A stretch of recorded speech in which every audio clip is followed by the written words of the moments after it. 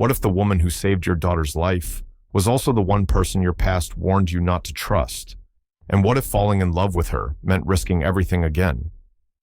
Nathaniel Whitaker wasn't looking for a miracle. He was trying to keep his daughter alive. But when a car crash turned his world upside down, a stranger knelt beside the wreckage and held his child's life in her hands. Elena Moore was calm, unshakable, but behind those steady eyes lived a past no one dared to ask about. And what began as gratitude turned into something deeper: connection, trust, love. Until a photograph arrived, a name resurfaced, and the secrets Elena fought to bury came roaring back. Who was Daniel? What really happened in Chicago? And when love finally found her, would the truth be the thing that tore it all apart? This isn't just a story about rescue. It's about the hard kind of love. The kind that stays when running would be easier. The kind that asks you to believe again when you swore you never would. If you believe in second chances, in healing through honesty, and in love that chooses you even when it's messy. Like, share, and subscribe to Shining Stories. Because the love stories that matter most aren't perfect. They're real. Now, let's begin. With a crash, a stranger, and the beginning of everything. The moment Nathaniel Cross first saw her, his world had already begun to splinter.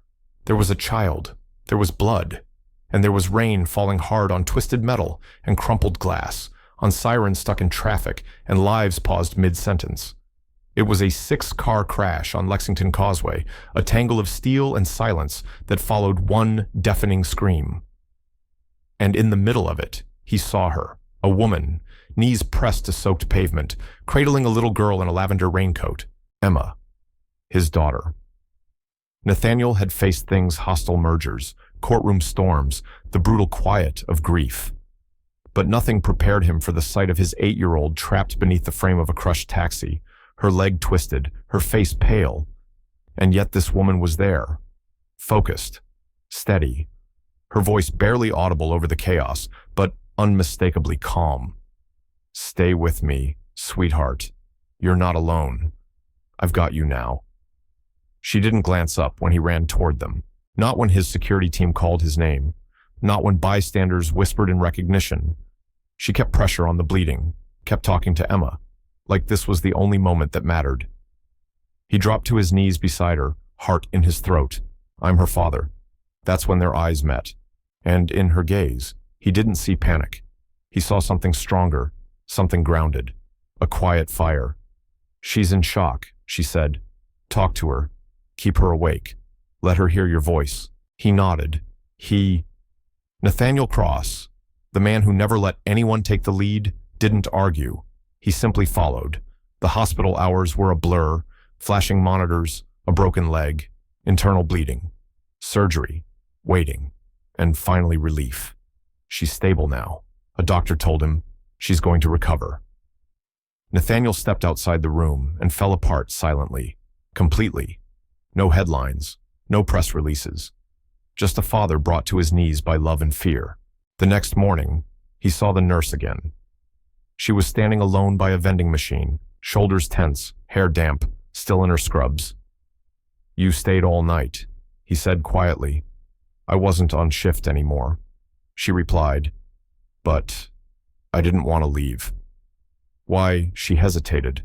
Then, softly, she reminded me of someone. He offered his hand, unsure of what he was hoping for. "Nathaniel Cross." "I know," she said, meeting his eyes. "Everyone does. And you are Elena Moore." No smile, no small talk, just honesty. Over the next few days, he kept crossing paths with her, always near Emma's bedside, sometimes adjusting her blankets, sometimes reading stories in a voice that filled the room with light. Emma adored her. And Nathaniel, he found something grounding in Elena's presence. She didn't treat him like a billionaire, didn't flatter him, didn't look away from his grief. She spoke to him like a person, as if she saw through all the armor. One night, with Emma finally asleep, he found Elena by the hallway window, sipping cold coffee from a paper cup. "She trusts you," he said. She looked out at the city lights, then replied, "Kids know who's real. Children sense the truth," Elena said quietly. They know when someone's just going through the motions, and when someone actually means it. Nathaniel nodded, unsure where her calm certainty came from. She never trusted anyone after her mother died. He admitted, his voice rough, not even me. Elena looked away, something soft crossing her features. Grief doesn't just hurt, she said. It rewires you. He wanted to ask her what she meant, but she spoke first. My sister died when I was 13, she said simply. Drunk driver. I was in the car. The words landed like a quiet thud. I walked away. She added, she didn't. You carry something like that, forever. A long pause stretched between them, the kind that only exists when pain is recognized, not explained. I'd like to thank you properly, Nathaniel said at last. A real thank you. Dinner, maybe, or whatever you'd be comfortable with. She hesitated. You don't need to. I want to. Another pause. Then she nodded. All right. The restaurant he chose was too elegant, too reserved, too much for something neither of them dared to call a date. She arrived in dark jeans and a white blouse. No jewelry, no effort to impress. And somehow, she looked more striking than anything the place had to offer. I don't usually do this, she said as they sat down. Let a man with $1 billion name buy me dinner without first Googling his entire life story. Nathaniel smiled. And what's your gut telling you now? She studied him, that you're either really good at pretending to be human, or you actually are. He laughed not out of charm, but surprise. It was the first time she smiled, and it wasn't guarded. They talked, not about money, not about headlines, but about vinyl records, awkward teenage years, and the exhaustion of small talk. Then came Elise, his late wife, gone in an instant, a clot that stopped her heart before the ambulance even arrived. I never got to say goodbye, he said, voice low. Elena looked down. That's the worst kind, she murmured. I stopped believing in timing after that. And second chances, I stopped believing in those too. They sat in silence again, but it wasn't uncomfortable. It was shared ground. At the end of the night, he walked her to her car. No touch, no kiss. Just eyes meeting under dim streetlight. And something unspoken passed between them. The next day, she didn't visit Emma's room, nor the day after. By the third day, he asked the nurse. She's on personal leave, came the reply. No details. A familiar weight twisted in Nathaniel's chest. Then, a letter arrived under his door. No return address, just his name in careful handwriting. He unfolded the page. I didn't plan on getting close. I didn't expect your daughter to remind me of my sister, or you, to remind me of someone I swore I wouldn't miss. I care more than I should. That's why I'm leaving before I ruin something good again. Elena. He stood there, letter in hand, the silence of her absence ringing louder than any goodbye. Nathaniel Cross was a man who was used to loss, but not this kind, not the kind where someone leaves by choice, especially not someone who saw through the noise, past the name, and into the man he hadn't let anyone touch in years. Now, he faced a decision: let her go quietly, or go after the woman who had pulled him out of the fog without even meaning to. He didn't chase things. He built legacies, not relationships. He didn't plead, didn't call twice. But now, he couldn't concentrate.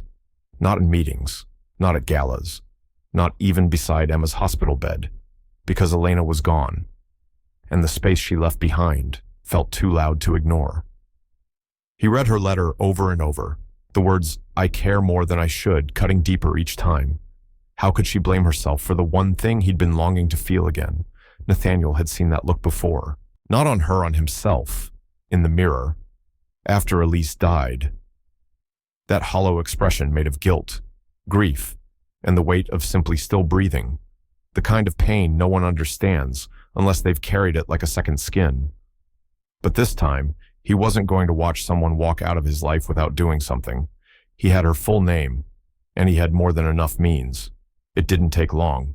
Elena Moore lived in a narrow, brick-worn townhouse in Greenridge, just outside Boston. She'd grown up nearby. Her career had taken her through trauma wards across the country, Then, 2 years ago, she came home to care for her father through his final months with cancer. He passed 6 months later, no husband, no children, no family left. Alone, always alone. But maybe not anymore. She didn't answer the first knock, or the second. On the third, the door creaked open. Not wide, just enough for her face to appear eyes tired, not surprised. "You found me," she said. "You didn't leave me much of a choice." A beat of silence. "I told you, I wasn't good at staying. I don't need protecting. Elena, I need honesty." She hesitated, then slowly opened the door all the way. No makeup, wearing a worn sweatshirt, barefoot on hardwood, still somehow radiating something real. The apartment was small, lived in, filled with books, medical texts, novels, old poetry collections. On the mantel sat a faded photo, two young girls, smiling with identical eyes. Her sister, Nathaniel, sat on the couch. Elena remained standing guarded, but not cold. "I didn't lie to you," she said, "but I didn't tell you everything either. Then tell me now." She sat across from him, hands clasped. 2 years ago, I met someone, a firefighter. He was brave, charming, but when things got hard, he disappeared. "And you loved him?" Nathaniel asked gently. "I loved who I thought he could be," she replied. "But mostly I blamed myself when it ended, because that's what I've always done, made people into stories, and then tore myself apart when they didn't stay."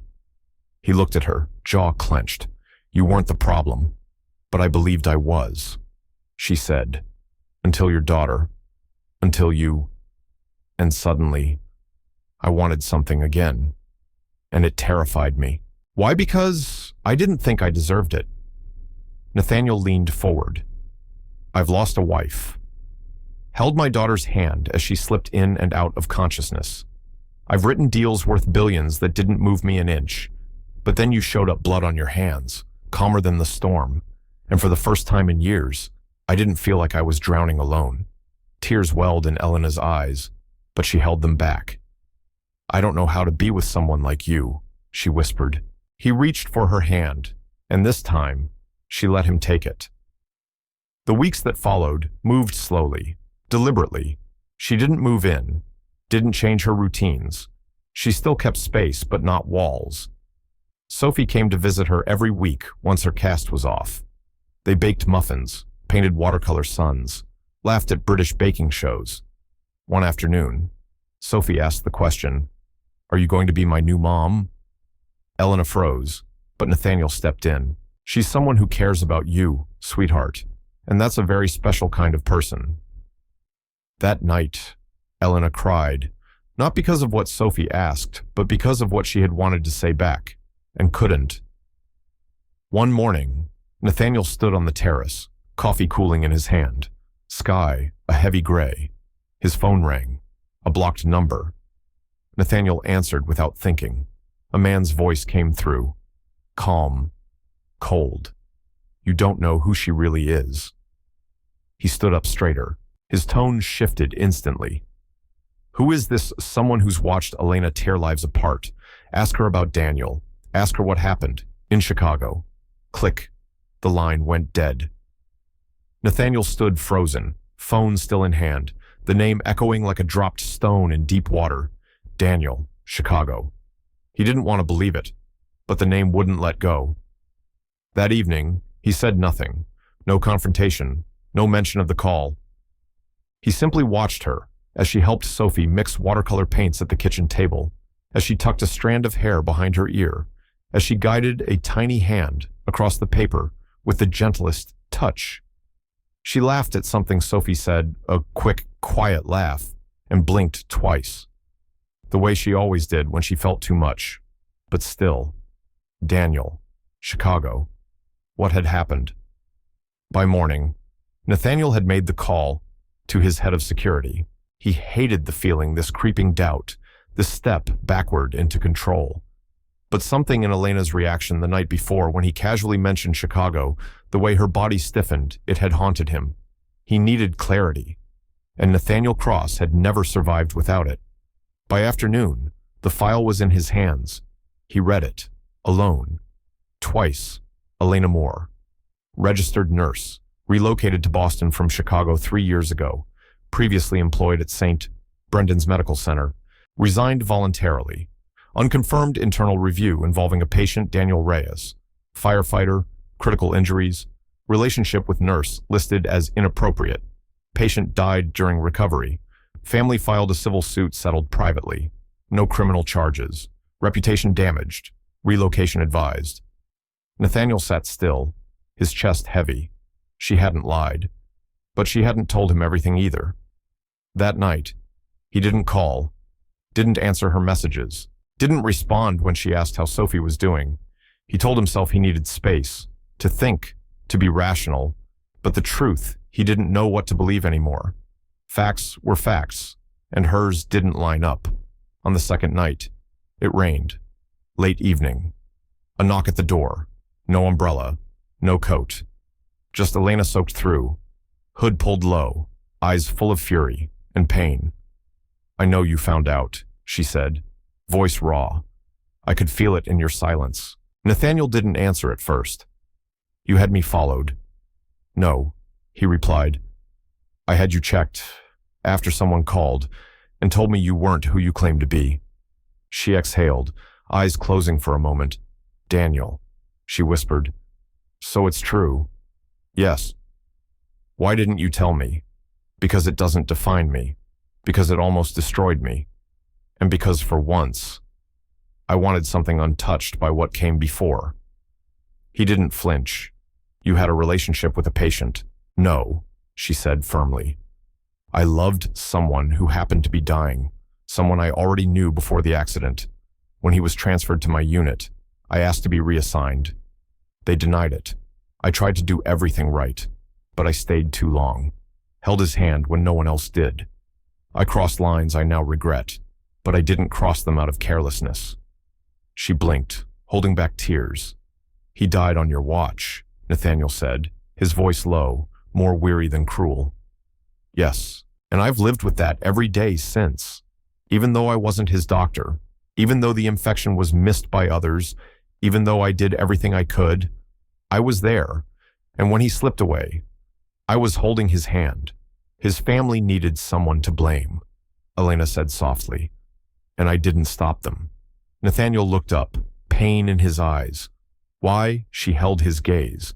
"Because I was guilty, not of malpractice, not of neglect, but of letting someone in, when I should have kept the line between heart and duty clear, and it cost me more than a job." Nathaniel let out a slow breath, rubbing a hand over his face. "I don't know what to do with all this," Elena nodded. "Then maybe I'll make it easier for you."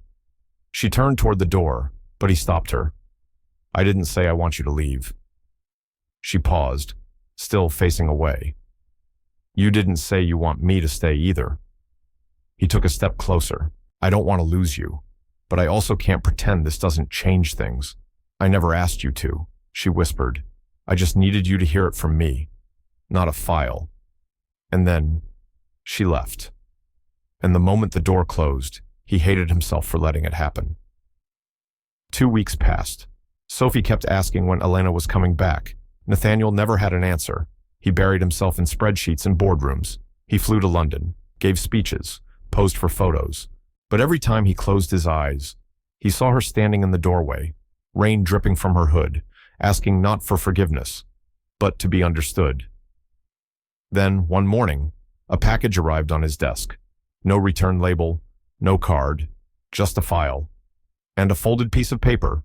Inside the folder, photos of Elise, his late wife, holding hands with a man he didn't recognize, time-stamped, 2 weeks before she died. He unfolded the note. "You're not the only one who's been lied to. Elise wasn't perfect, but you loved her anyway.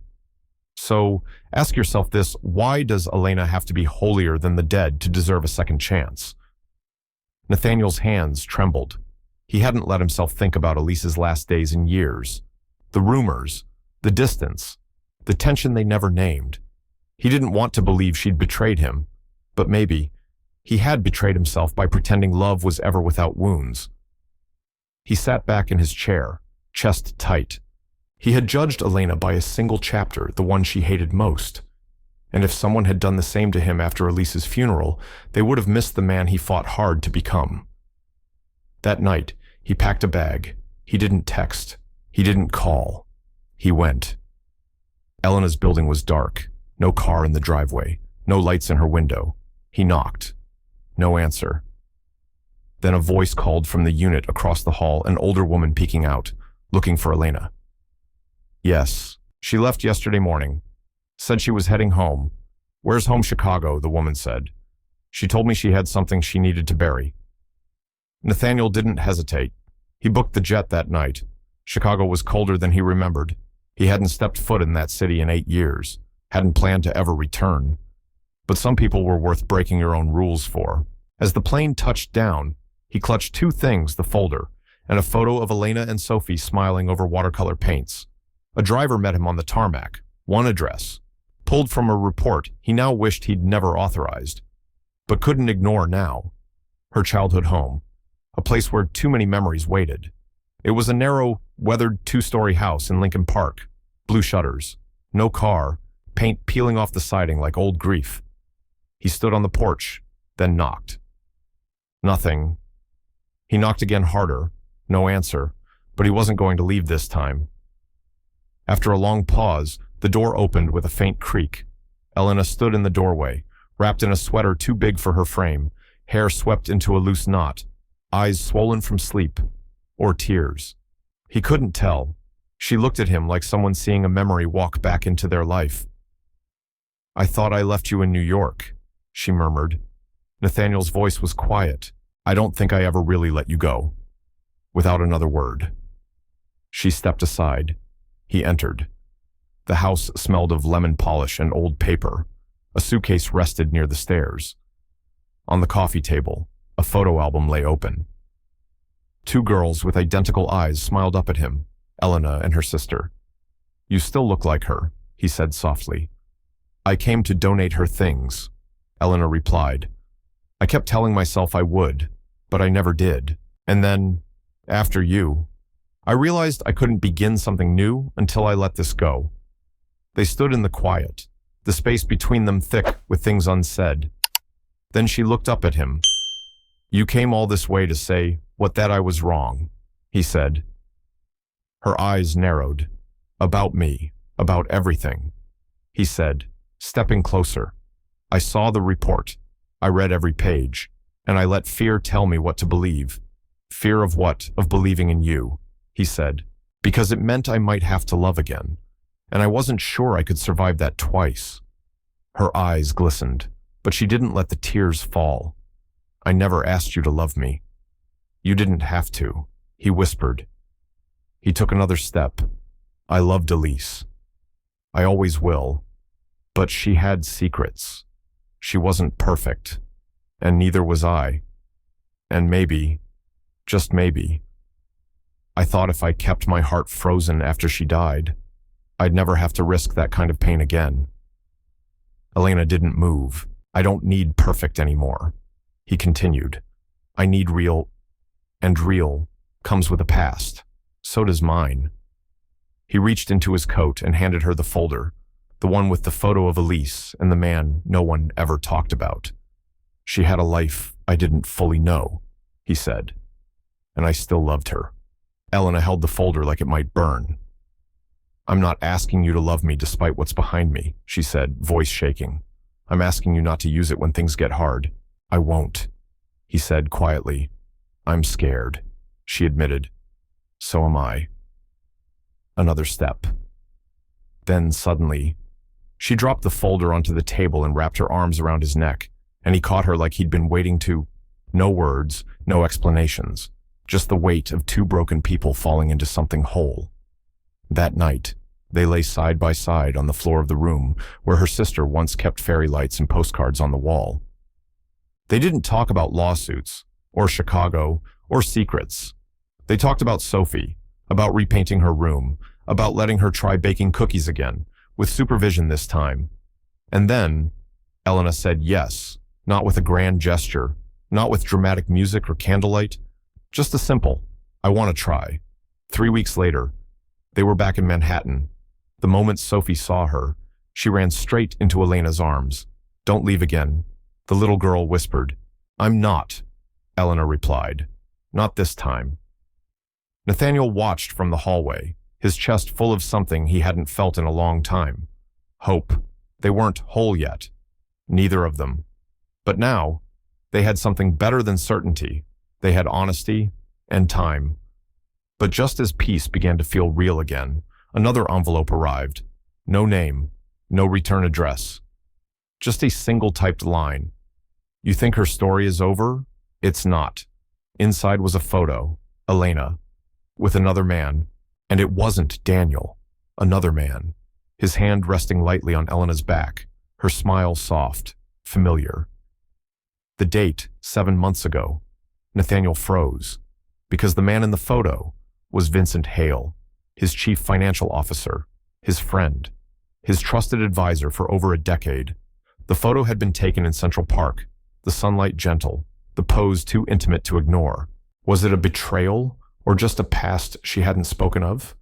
He wasn't sure what hurt more, the possibility that she had kept something from him, or that it might not even matter, and he still couldn't let it go. He didn't confront her, not right away. Instead, he watched. For 4 days, he watched how she braided Sophie's hair, how she hummed softly while stirring pasta sauce, how her hand rested on his chest when she fell asleep beside him. She didn't seem like someone with something to hide, but then again, neither had Elise. So he started digging, quietly. Vincent had never mentioned Elena, not once. But now, the travel logs didn't line up. The calendar had gaps. The stories were just a little too neat. Had it happened before Elena knew who Nathaniel really was, or after he needed to know? One night, while she slept, he opened the drawer beside her bed. Inside was a journal. He hesitated, then read. The pages bled with honesty, raw, unfiltered. She wrote about Daniel, the guilt, the fallout.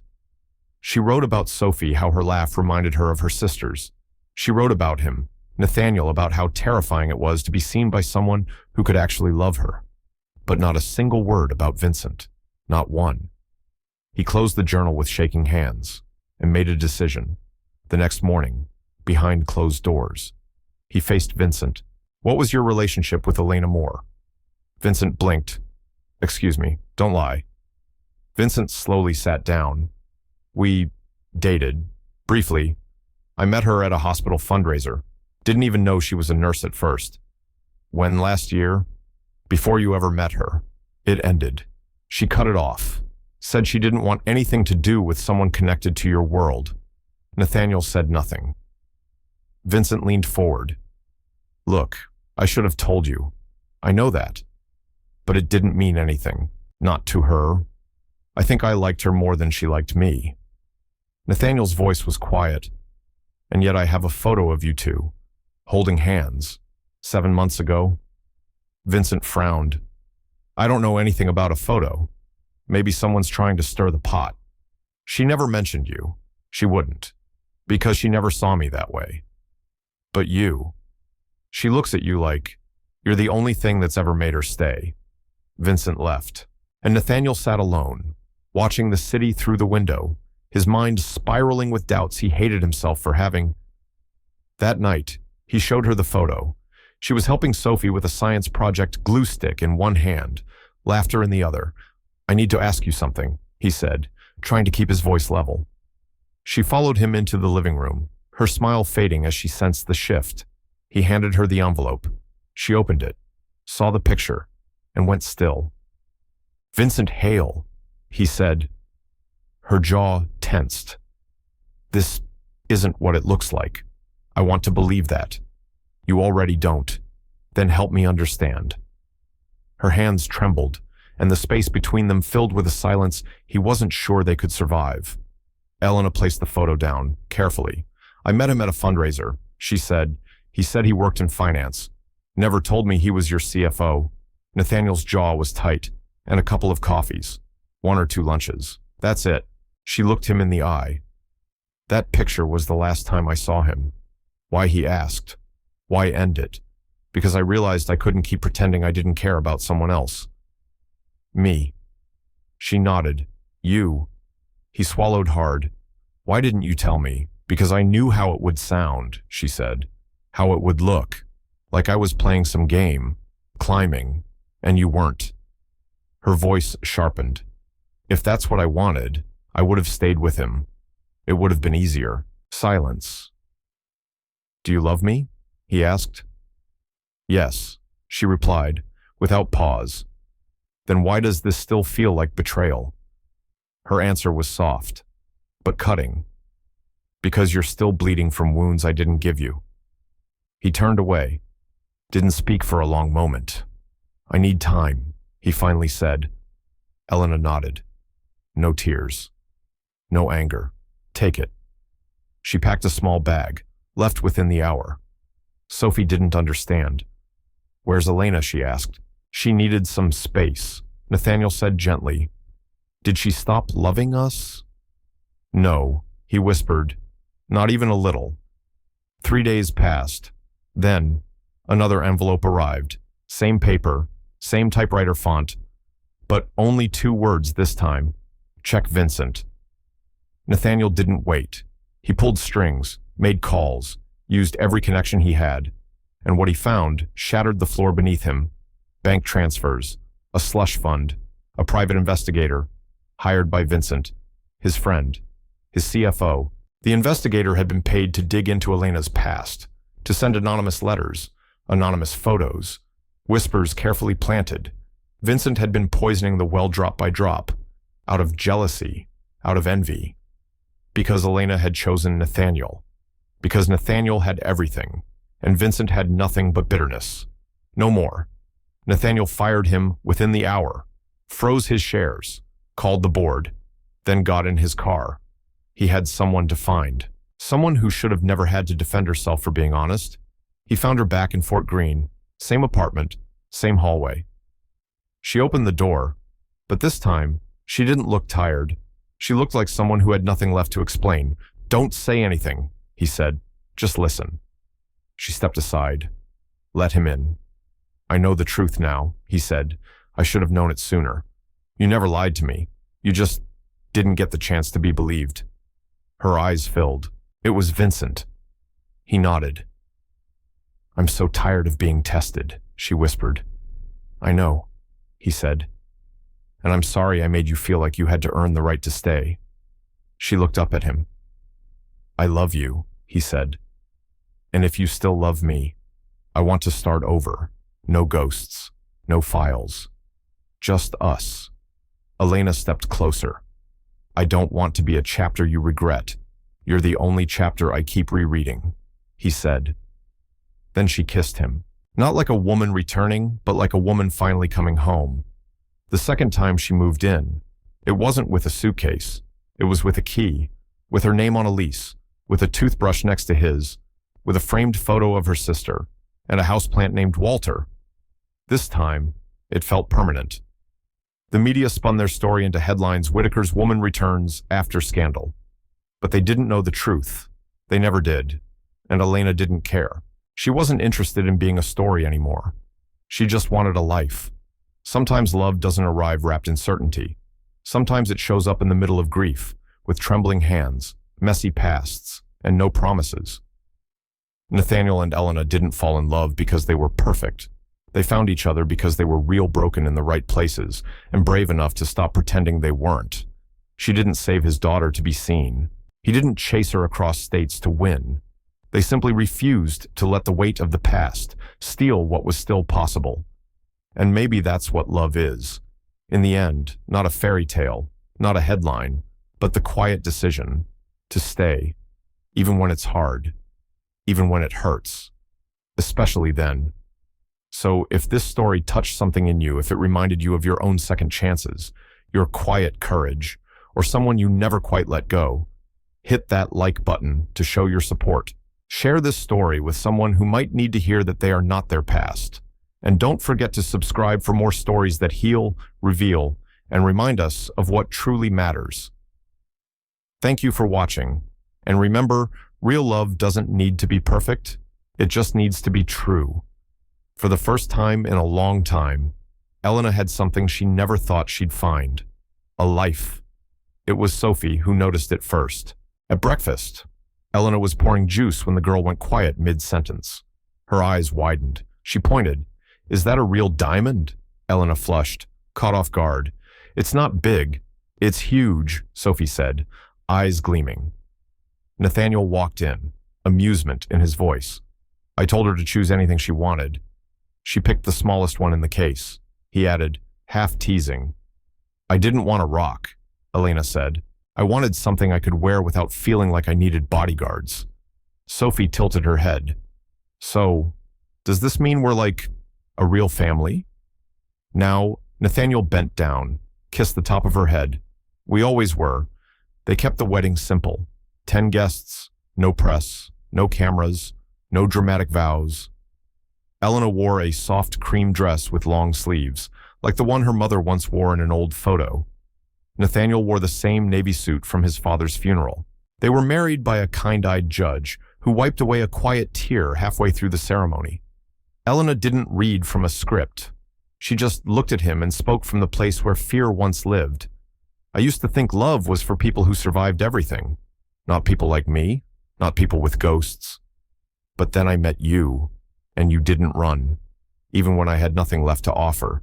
You gave me peace I never thought I deserved." Nathaniel took her hands. "You gave me a life I didn't believe was still possible." And when they kissed, the world didn't change. But they did. Because now, they weren't just surviving it. They were living it. 6 months later, a letter came, postmarked from a rehab center outside Philadelphia. It was from Vincent. The note was short. "I was wrong. I hurt you because you were brave enough to walk away. I'm trying to fix myself. Thank you for never becoming what people said you were. You were always more than that." V. That night, Elena showed it to Nathaniel. He didn't say much, just took her hand, and softly whispered, "You were always more than that."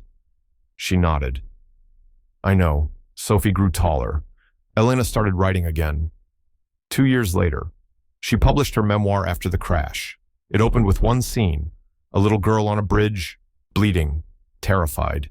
And the moment everything began, they bought a quiet home near a lake in Maine, had a boy they named Jonah, taught Sophie how to swim, learned how to argue without leaving, how to forgive faster, and to laugh like they meant it. Nathaniel never stopped missing Elise. Elena never stopped loving her sister, but grief no longer blocked the path. It paved it, because love wasn't the absence of pain. It was choosing to build anyway. On their 5th anniversary, Nathaniel handed her a small box. She opened it to find the same ring, recast and polished. But inside the band, 4 words were engraved: "You stayed. I healed." She looked up at him, overwhelmed, and for once, Elena Moore had nothing clever to say, just tears and a quiet smile. They never got a fairy tale. What they had was something better, something real, hard-won, hard-earned, and lasting. Because not all love stories start with candlelight. Some begin in chaos, on pavement, with blood on your hands, and someone who stays when everyone else walks away. Not every story ends with fireworks. Some end with quiet breakfasts and tiny hands reaching for juice, with memories that still ache, but don't destroy. Nathaniel and Elena didn't get a perfect love. They got something better, a love that endured, that stood still when everything else tried to pull them apart. Because in the end, it wasn't the rescue that changed their lives. It was the choice to stay, to believe in something deeper than fear, to build something stronger than grief. And maybe that's the kind of love we all need more of, not one that fixes everything, but one that holds steady, while we do the healing ourselves. So if this story touched something in you, if it reminded you that no one is too broken to begin again, tap like to let us know you were here. Share this story with someone who still believes in second chances. And don't forget to subscribe to Shining Stories for more real, soulful tales that meet you where you are and stay with you long after. Thank you for listening. And remember, love doesn't always arrive wrapped in perfection, but when it stays, it changes everything.